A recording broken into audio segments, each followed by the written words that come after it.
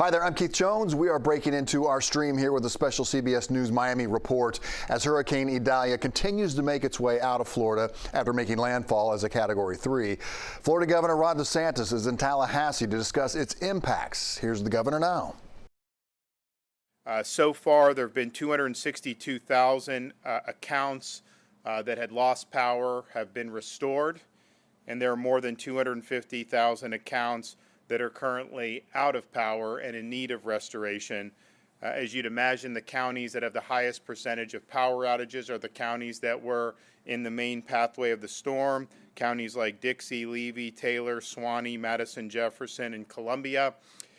Utility workers are actively working to restore power in all affected areas, and they have started doing that as soon as it was safe to do so. So those restoration efforts are ongoing. We do anticipate you could have that these power outage numbers could go higher, but the restoration numbers are going to go higher as well. All 8 urban search and rescue teams are deployed. Our National Guard has folks in places like Taylor County.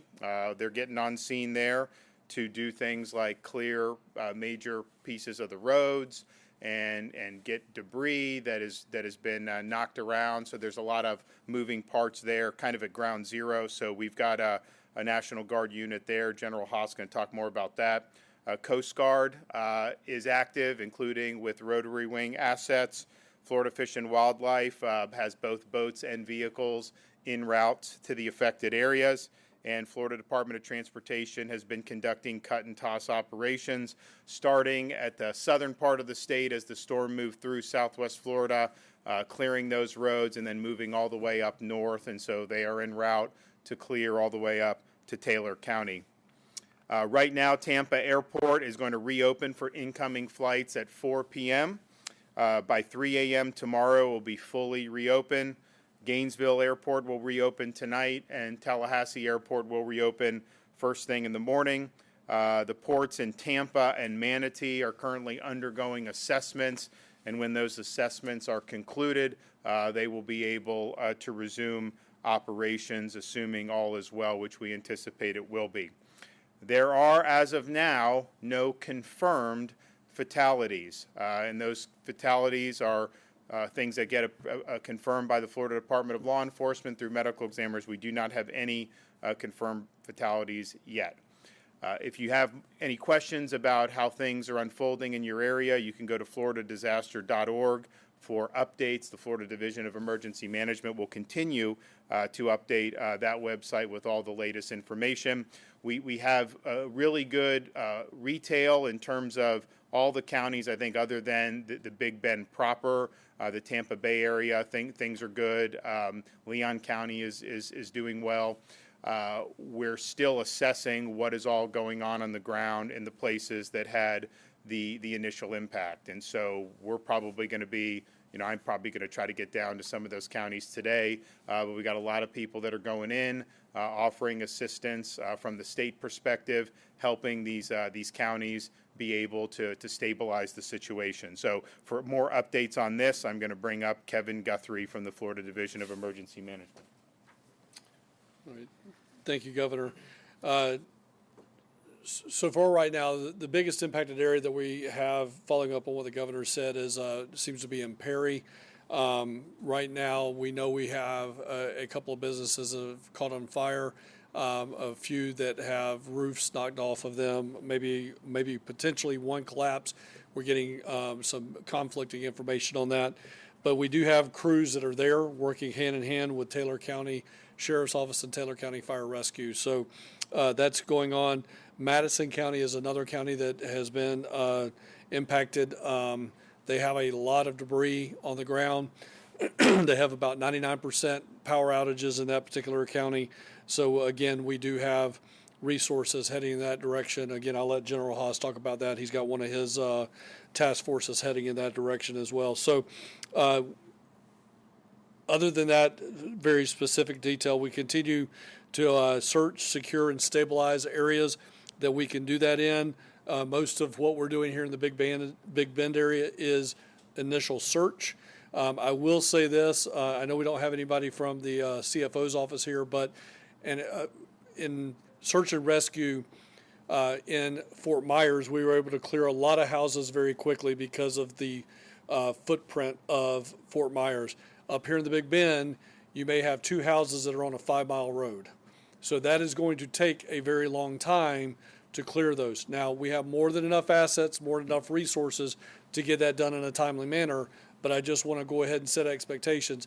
Some of this is going to take longer than what we experienced with initial search and rescue in Fort Myers, just again because of the landscape. We're going to have to do a lot of tree cutting and a lot of push emergency access to get into those areas to then do the securing and stabilizing, but we are working through all of that.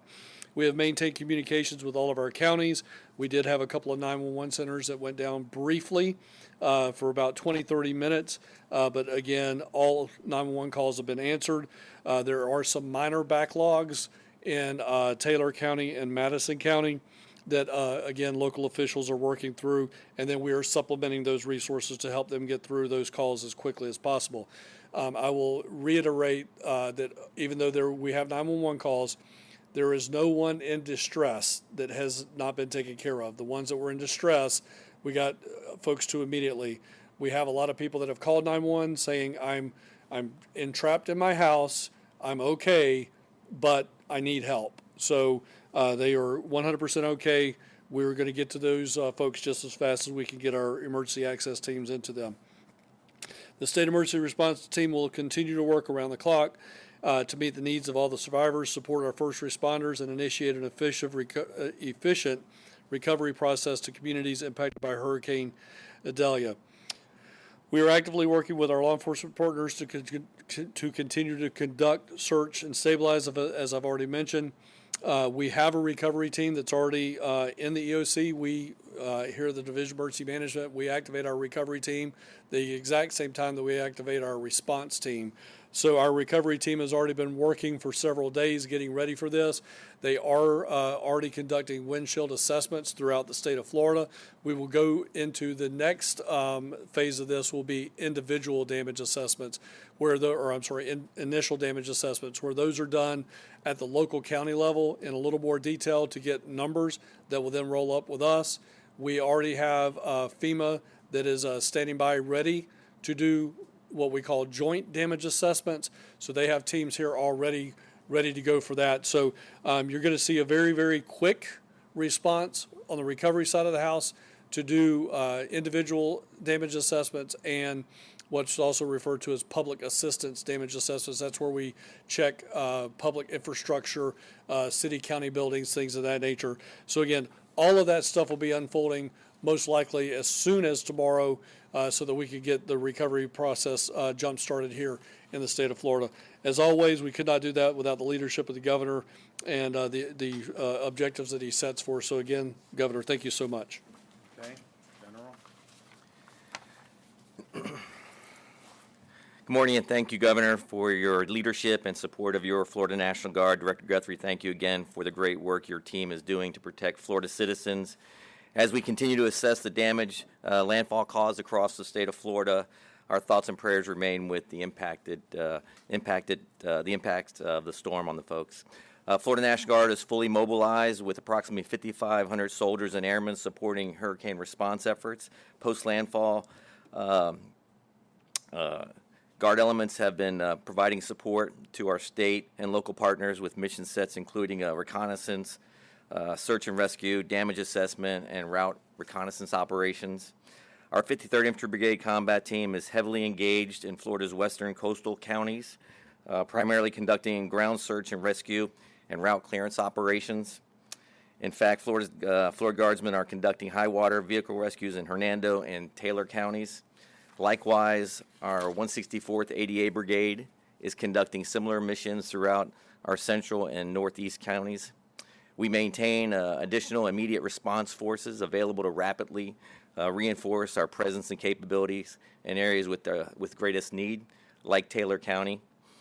We are embedded with each of our impacted county emergency operations centers and remain ready to provide support as requested. As briefed earlier, the Florida National Guard currently has 2,400 vehicles, including high water and high mobility vehicles, 14 rotary wing aircraft conducting planned urban search and rescue operations this afternoon, and 23 small watercraft on hand to support riverine operations as needed. Additionally, Florida is receiving assistance from other state National Guards. We are expecting 2 truck companies, one from South Carolina and the other from Tennessee. And we're also preparing to receive 3 UH-60 helicopters from Kentucky. At the same time, Maryland, Tennessee, and Colorado are standing by in case we need additional air assets. We remain grateful to our fellow Guard states for their assistance and support. Your Florida National Guard is prepared to accomplish any mission required by the Florida Department of Emergency Management, and we stand ready to support our state, fellow citizens, and our neighbors in need. Thank you. All right, thank you, Governor DeSantis, for your continued leadership. Thank you, Director Guthrie, for your continued partnership as we respond to this event. Several days ago we began preparing. We've had our crews and equipment staged for the last 36 hours. Immediately after landfall and the storm passed through, we began pushing those crews into the impacted area. Over 700 crew members, which includes 100 bridge inspectors, 1,100 generators, and 250 pieces of heavy equipment. We've been moving these resources into the impacted area so that we can quickly address any needs, get the cut and toss operations taken care of, and support the life safety mission. In the main area of impact, we have nearly 1,000 bridges that have to be inspected, really focusing our efforts close to the coastline initially. We have several major roadways that go over the Steinhatchee River, the Swanee River, and others. Right now, State Road 24 going into Cedar Key is impassable because of high water. State Road 51 going into Steinhatchee is also impassable because of high water, but our bridge crews are inspecting most of the bridges as we speak, and we'll be finishing those operations within the next hour. We've made a lot of progress. We're going to continue to do so. We've moved the generators that are needed into the area. Most of the traffic signal assessments have been completed. We have about 50 locations left to complete, and we will be deploying generators for those traffic signals that need power. As we continue to respond to this storm, all 13 of our traffic management centers across the state will continue their 24/7 operations, inputting real-time traffic data into Florida 511. Again, that is the most accurate and timely information you can get for traffic at florida511.com. We have 185 road rangers that are continuing to patrol our interstate system and responding to motorists as needed. One thing to remember, there is still high water in a lot of areas of the state. If you see water overtopping a road, please do not drive through it. If you see water, please stop, turn around, go a different way. It can be really dangerous to drive through flooded roadways. Thank you again, Governor DeSantis, for your leadership and support as we respond to this event.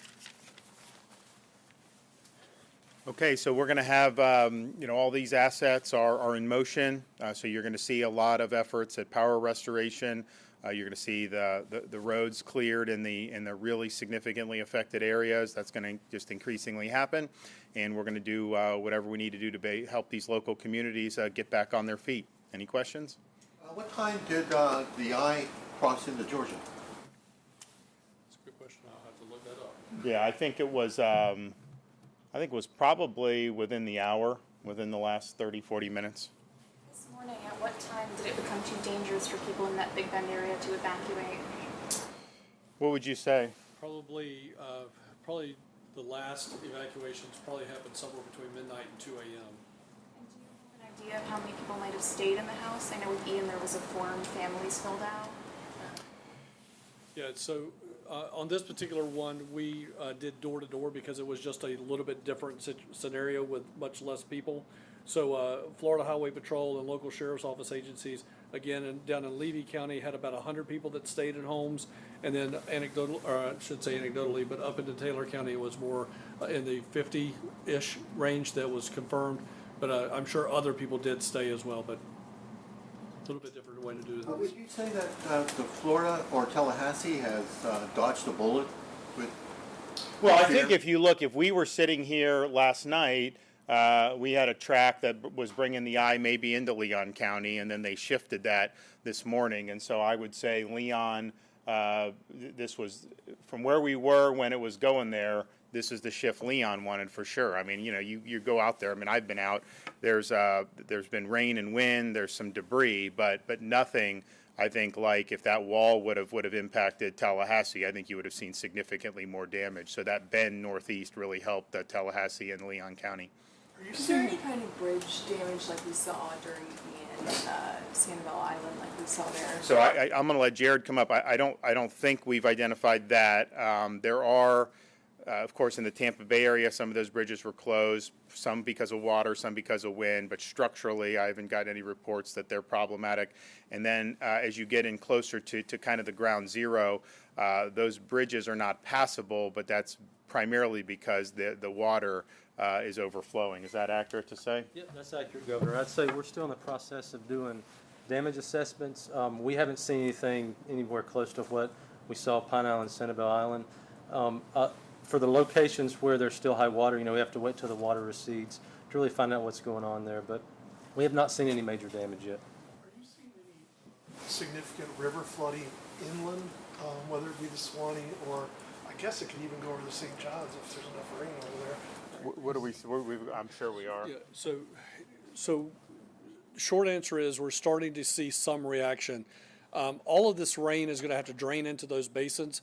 So usually what happens in these incidents is we don't see the actual river action for 24, 48, sometimes as much as 72 hours after the fact. The St. Johns River is a very, very slow responding river. If you remember back during Hurricane Ian, that almost took 45 days to correct itself on that particular body of water. So again, it's going to take a little bit of time for them to completely react and then obviously go back down.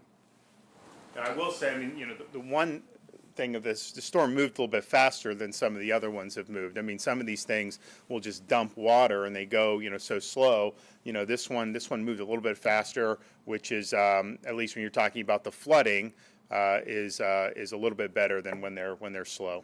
Is speed the reason that What does it look like for recovery for some of these counties that were hit, particularly hard, like Taylor and Sewanee? I know that, Calhoun County was still a mess 4 months, 5 months after Michael. Well, we're in the process of doing those, of course, stabilize, rescue, recovery, whatever needs to be done right off the bat, power, save lives, all that. That's without saying. But then there will be damage assessments to see what all we're looking at in terms of damages in each of these counties. There is going to be debris, of course. That's going to be something that's going to need to be done.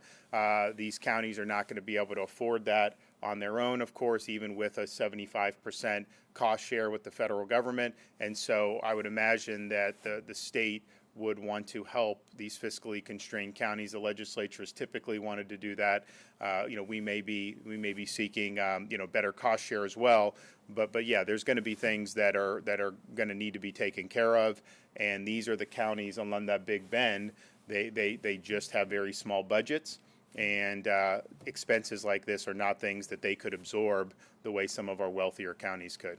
I just saw actually that there was an oak tree that fell on the governor's mansion here in Tallahassee. And is your wife and kids okay? We're fine. In fact, she called me probably about 45 minutes ago and told me this is a really, ancient oak tree split in half, and part of it fell. I don't know that it fell on like the residence per se. I think it was a little bit off to the side. So that's going to be cleared. I don't know if they're going to have to cut down the whole tree. If they do cut down the whole tree, that's just going to be more room for my kids to hit baseballs in. And so in some respects for us, even though the tree was nice, we'll probably make do and just be quite all right. Can you comment on some of the healthcare facilities in these smaller counties? Did any of them have to close for? So I'll let Kevin do. I've spoken with a number of the main chains who had closed hospitals in the Tampa Bay area. They're all doing very, very well. Most of them are, going to be reopening today if they haven't already done that. And of course, they have a footprint further up into the Nature Coast. Do you want to talk about the others? Yeah. So we did have a couple of assisted living facilities and nursing homes that did have to do some evacuations, but they did that as a part of the evacuations that we called for 2 days ago. To date, as of this minute, there have been no reports of any issues inside the health and medical industry. whether that's assisted living facilities, skilled nursing facilities, nursing homes, or hospitals. So everybody is reporting what we would call green, and they're good to go, and everything's all right. And just as a follow-up, do you know, give or take, how many patients would have had, residents would have had to be transferred? Yeah, I don't have those numbers right here. We could get with the Agency for Healthcare Administration, Secretary Weta, or even Secretary Latipo and figure out what those numbers actually were. Can you kind of talk about the discrepancy between some numbers that are being reported on fatalities and citing FHP and you saying that there's no fatalities? So there's a process for confirmed fatalities that just goes through law enforcement and medical examiners, and then they do that, and so that has not been done yet, where we've had a confirmation. Now, I know there's unconfirmed reports. Those may end up becoming confirmed, and then of course we deal with this in every storm. What is a fatality that is a direct result of the storm versus what would be something where, you know, you have a fatality that's unfortunate but may not necessarily have a causal factor with the storm. I mean, for example, in Fort Myers Beach, you know, people, there were fatalities because of that storm surge, no question. Well, if you're out the day after the storm and you're picking up debris from your yard and somebody has like a fatal heart episode, does that count as a storm-related death? So they always argue these things backwards and forwards. But when there are confirmed fatalities, those fatalities will be put out by the authorities. But there's just a process that goes through with that. Now, the unconfirmed, I think there have been unconfirmed reports of traffic fatalities. And that may be storm-related. It may be not. Obviously, it was happening within the time that the storm was either approaching or was on target in these various parts of the state of Florida. Okay, we'll have more updates as the day goes on. We probably will end up visiting some of these areas as soon as it's safe to do so, and we'll be assessing on the ground and mobilizing any additional resources as is necessary. Thanks. Thank you so much for watching this special report. As always, you can find us on air and online. Just go to cbsnewsmiami.com, and you can find us on CBS News Miami on the app. We'll have much more on this coming up at 4 o'clock on our QuickCast.